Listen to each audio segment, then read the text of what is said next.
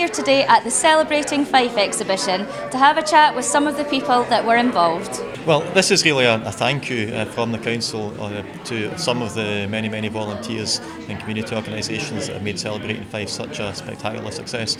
We've tried to cram in pictures of as many of the events as possible, but I think you can see just from looking at the number of photographs we've got here, there's been a huge number of events that have taken place in Fife over the last year, and we just want to say thanks to everybody who's helped them to be such a success. Yeah, so you do regard it as a big success then? It's been a huge success. I think some of the benefits we'll only start to see in future years, because what I think we will see is that some of the things that people have tried this year as a one-off, if they've been successful, then they'll carry on with them in future years. But it certainly has helped to sort of rekindle a fantastic community spirit in lots of parts of Fife. That was beginning to happen anyway, but I think Celebrating Fife has given it a massive boost. Best of the Fest exhibition came about because there was such a demand for community groups to show off what they've been doing throughout the year, and there's been so many tremendous successes.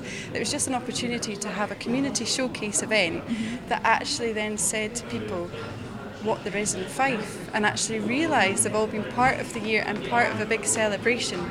So in the room you will see there's 7 areas across Fife that have and each area has received significant amount of funding across the year, and within it you'll see some of the projects that receive funding and most importantly the results and what people have enjoyed.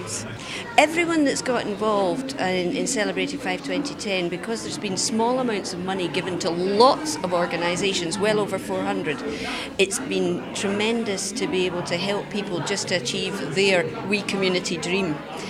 Because a lot of the projects are small, but they involve people very locally and getting them involved in their communities in a better and a bigger way than they've been able to before then. I'm a children's yoga teacher, and we work with people with disabilities as well, bringing yoga to them.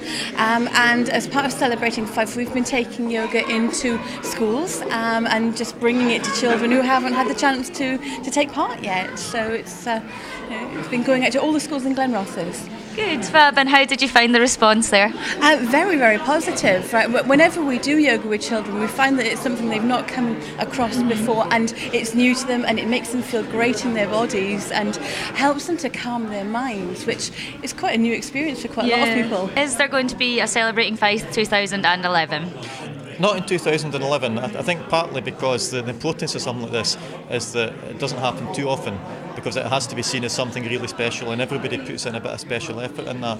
We have had requests, and we started to get requests quite early on in the year for us to make this a semi-regular event. Now it might only be every 5 years or every 10 years. Partly I think some of the people who have been involved in it need a bit of a break. I think a lot of folk want to go and lie down in a darkened room for a year or two to recover from the work that they've been putting in. It's something that would be a good idea to do it occasionally, but I think any more than every 5 years, every 10 years, it would start to lose the buzz, it would lose the kind of excitement of it being something new. And I think the danger would also be if we did something next year, people would be a bit tied to trying to do again what they've done this year.